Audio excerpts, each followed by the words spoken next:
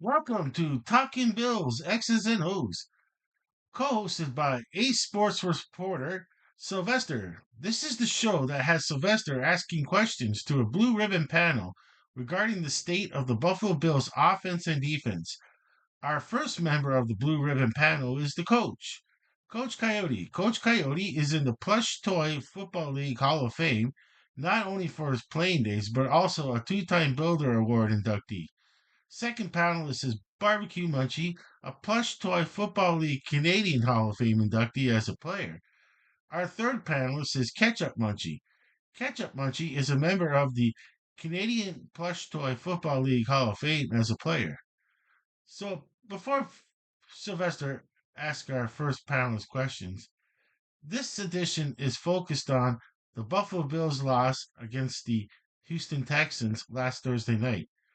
Our first panelist is the coach, Coach Coyote. Let's welcome Coach Coyote to the show. Alrighty, let's get Coach is coming out of the green room. He's going to walk on the stage. Alrighty, Coach. Alrighty, Coach. Alrighty, Coach is going to take his favorite spot here. Alrighty, Coach. We'll adjust the microphone to you, Coach. Okie dokie. All right, let's see. All right, it's right there. Okay, perfect. Alrighty, Coach. Okay. So, okay, we gotta get the tablet up again. Okay, now Sylvester will ask his first question. Take it away, Sylvester. Coach, how do you feel about the performance of the Bills' defense and offense? Wow, a good question for Coach Coyote to start the show. Here's Coach's response. Go ahead, Coach. Starting with the defense was very up and down. Davis Mills, starting quarterback for Houston, had a subpar game. His forte was quick passes and the slant patterns. Davis looked promising with the short passes, but seemed that Davis was being too perfect in his throws. When the ball hit the Bills defender, it seemed that because the pattern worked in practice, Davis threw it anyway. It wasn't great play from the secondary. It seemed that Davis, with his robotic throws, helped the Bills defense. The run stop, it didn't look like the Bills defense was outstanding in that department. As far as offense, all I could say is Josh Allen, quarterback for the Buffalo Bills, needs offensive line help and guidance during gameplay. It wasn't so much a hot mic, but body language and lip reading showed Josh's frustration. I'm usually an old school way of don't show your emotions on the bench or field. Wait for the locker room. But in this case of Josh showing frustration, it should be okay with head coach Sean McDermott because this situation of mix up on play calling should not happen. Good response from Coach Coyote. Sylvester has another question for Coach Coyote. Take it away, Sylvester. Coach, let's get into specifics. Defensive line and offensive line. Give us your assessment. Another good question for Coach Coyote. Here's Coach's response. Go ahead, Coach. Watching the game on television, not being at the game, the camera focuses on the quarterback and where the ball is. Some critics would have said that the Bills' defensive line was a no-show. Now, for that assessment, I need to watch the game again and just concentrate on what I could see from the defensive line. But now, before I give an informed opinion, I don't want to say no show because no show is too harsh and unfair, especially if there was good defensive plays that were out of the main camera view. But I totally understand the frustration the Bills fans have.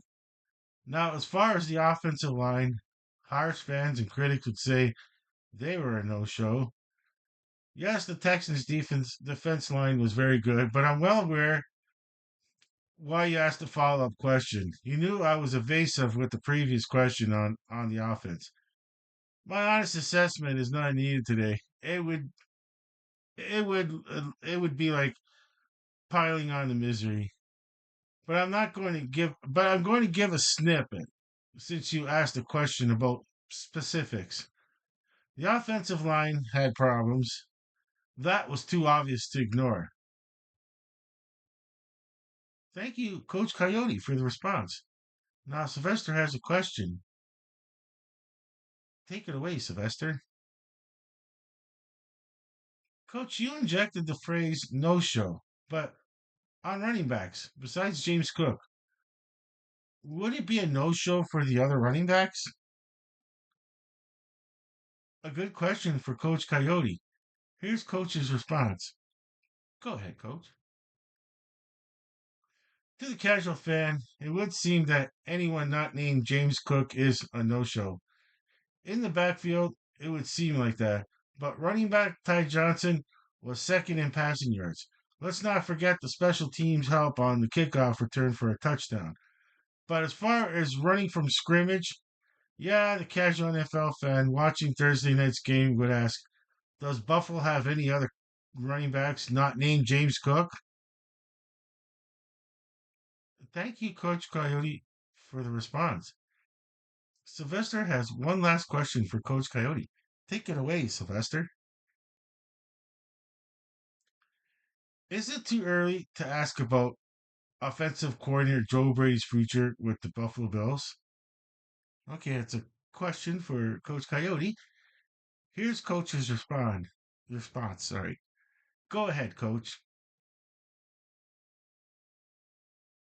I feel that it will be a valid question for fans to ask about Joe Brady's future if the Buffalo Bills lose to the Pittsburgh Steelers with an awful game plan. But to answer your question, it would seem that it would be too early talking about replacing offensive coordinator Joe Brady.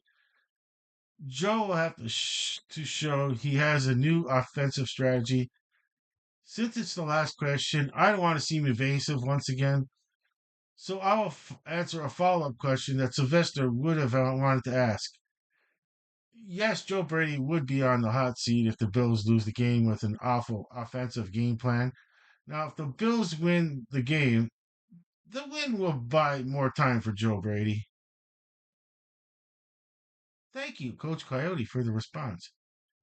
Coach Coyote does the NFL Monday Night Football and Thursday Night Football pregame and postgame show for the Sports News Review YouTube channel. Everyone give a big hand to the coach, Coach Coyote, as he exits the studio. Thank you very much, Coach. Yes, thank you very much, Coach. Alrighty. Alrighty. Okay, so we got Coach Coyote in the green room now. All right, okay. And now for our next panelist. Let's give a big hand to Barbecue Munchie as he walks into the Sports News Review studio. Alrighty. There you go, Barbecue. All right. Well, I have a little bit of trouble here. It's my fault again. Oh, jeez. I didn't move the microphone. Barbecue's like, you didn't move the microphone. Yeah, you gotta move. You know what? We were in production meeting. Oh my gosh, the professionalism just went out the window again. Oh, okay, I thought it was gonna be trouble free, and it just came. It just came back. And I make a bad. It's my fault. There's a bad entrance for barbecue again. Oh, jeez. Okay, and knock the sign all over the place too. Well, oh, just sorry about that, Bart. I'm gonna leave it like that. Sorry about that, barbecue. It's my fault again. Totally my fault. Forgot to move the microphone. Okay, we'll move. We'll go on. Sorry, God, it's you don't even you can't plan for these mistakes. It just happens. Okay, now I lost my spot. Okay, sorry. I got it back. Okay. So before we start, barbecue handed me a note back at the green when he was in the green room, and barbecue wants to give a shout out to Coach Coyote. That's a well-deserved shout out to Coach Coyote. And now here's Sylvester with his first question for barbecue. Take it away, Sylvester. Be, because I heard Coach Coyote say, "No need to pile on the misery." Would you agree with Coach Coyote that the game was misery for the Bills fans? Also, The offensive line had problems that were too obvious to ignore? Nice question for barbecue. Here's barbecue's response. Go ahead, barbecue. I'm in total agreement with Coach Coyote on both questions. It was misery. It started with the missed extra point. On 4th and 26, the way the hook and ladder was done to perfection showed that Buffalo practiced that play. Now, that play was in a red envelope on Joe Brady's laptop. That play was supposed to be used in case the Bills needed to win first place overall, win a playoff game, or if in the Super Bowl, use it if the pass game is struggling. Using it in the regular season to have a magic win against the Houston Texans, that added the misery. A win, I would be fielding different questions. Also, with Josh Allen getting 8 sacks, getting hit as he's throwing the ball, with only 4 defensive line players who did all that, yes, I agree the Bills' offensive line has problems too obvious to ignore. Good answer from Barbecue. Sylvester has another question for Barbecue. Take it away, Sylvester. On the Buffalo Bills watch party, you and your older brother Ketchup seemed extra troubled by a possible injury to Josh Allen when it looked like his wrist was injured. What made you extra troubled? A good question for Barbecue. Here's Barbecue's response. Go ahead, Barbecue. My feeling towards any players and referees getting injured in this in this sense, I don't want any player, and of course in case of the game, a referee getting injured. But to answer your question, after the initial shock of seeing a player get hurt, I was just numb. But it's not just any player; it's quarterback Josh Allen. It's the same for for any NFL team. When the starting quarterback gets hurt, it will be the top sports story. Initial reaction after seeing that awkward position of the wrist, Josh in obvious pain. That's when I was hoping it was a mild sprain based on the visuals of the game. I had thoughts of it's going to be the story of the game. That's when the in-game analysis part started to come in. I didn't want to do any in-game analysis on the importance of Josh Allen being injured. It's the same feeling for every player, but when it's the quarterback of a team, the analysis must be given. Fans are waiting for on anything related to a quarterback injury. Flashbacks of Aaron Rodgers' injury came to mind. Hated that when Aaron was injured, but we were live. My brother Ketchup was doing play by play, and I knew he was looking towards me to give some analysis to calm football fans. I was hoping that it was just a high ankle sprain, but it turned out to be much worse with a season ending injury. Once again, another good answer from Barbecue. Sylvester has another question for Barbecue. Take it away, Sylvester. How do you feel about the defense near the end of the game? A good question for Barbecue. Here's Barbecue's response. Go ahead, Barbecue. I know a lot of fans will agree with Coach Coyote, and so do I, that Davis Mills was having a subpar game. But for whatever reason, if it was the defense or Davis Mills with a subpar performance, I still got some kudos for the defense. The Bills offense was on the field with a chance to take the lead. Another good answer from Barbecue. Sylvester has another question for Barbecue. Take it away, Sylvester. Barbecue, what's your feelings towards the last 3 minutes of the Bills offense? Another good question for Barbecue. Here's Barbecue's response. Go ahead, Barbecue. I just felt the excitement that the Bills fans and NFL fans had. The Buffalo Bills offense was on the field. Somehow the Bills were still in this game. But yeah, it was disappointing for Bills fans, but not for Houston Texans fans. Had the Bills won the game, I would have told the team in jest in the locker room, grab personal belongings from the locker, Don't shower or change clothes. Personnel staff will bring your clothes back to Buffalo. Get in the bus, get on the plane. Coaches will take care of the press conference and take a plane ride home. I don't want NFL officials to say, hey, that game was stolen. Houston should get 3 minutes back. All right. An answer that left us laughing. That's all the time Sylvester has to ask barbecue questions. Everyone give a big hand to Barbecue Munchie. Barbecue Munchie does in-game analysis for the CFL Hamilton Tiger Cats, UFL, and NFL Buffalo Bills watch party for the Sports News Review YouTube channel. Give a big hand to Barbecue as he's walking off the Sports News Review studio. Alrighty, let's not make any. Okay, let's not do. Okay, sorry, Barbecue. Okay, okay, Barbecue, Million Laughs, Barbecue, Mr. Million Laughs. Alrighty. Oh, Barbecue, I'm so sorry. Sorry about that entrance. So earlier. Oh, okay. Okay, we have Ketchup Munchie coming out of the green room now. Now we have our final panelist to the show. Give a big hand to Ketchup Munchie as he walks into the studio. Alrighty, Ketchup. Oh, you know what's funny? It's that it's the microphone's not too bad because you seem to just know you have a good spot, but we'll adjust that microphone to you. Alrighty, kind of with a glowing red. We have a different we had the orange light for um, Coach Coyote and or is it yellow light? Let's see if a color change will make it better for you. Catch up. See the red. Uh, yeah, I don't like that. Or back to an orange. No, there's a yellow. You know what? It's gonna be yellow because I'll try one more. Mm, no, that's better. Alrighty, okay. I should have left it. Yeah, it was good for all three. It was all good. I should. I sorry. Well, I forgot to do that part of the production meeting with the barbecue. Now I messed up two entrances. Okay, that uh, I'm just glad that I Coach Coyote goes first because I never mess up Coach. I seem to be.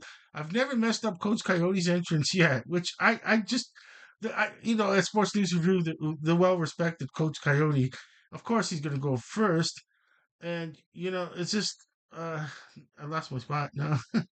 Lost my spot. Okay, sorry about that. Okay. Okay, I gotta get back to where we are. Where are you? Oh, yeah. Okay. Okay. Oh, yeah. Okay. Oh my gosh. Well, you know, I just okay. Here it is. Okay. All right. So before Sylvester asks Ketchup questions, Ketchup wants to give a shout out to Coach Coyote. Nice of you, Ketchup, to give a well-deserved shout out to Coach Coyote. Here's the first question for Ketchup by Sylvester. Take it away, Sylvester. Barbecue Munchie, the previous panelist, agreed with Coach Coyote that the game was misery for the Buffalo Bills fans. Do you agree? Nice question to start with Ketchup. Here's Ketchup's response. Go ahead, Ketchup. Yes, I agree with Coach Coyote. Good answer from Ketchup. Ketchup, Sylvester has a follow up question. Take it away, Sylvester. What do you feel about the game that was misery for the Bills fans and team? Good follow up question for Ketchup. Here's Ketchup's response. Go ahead, Ketchup.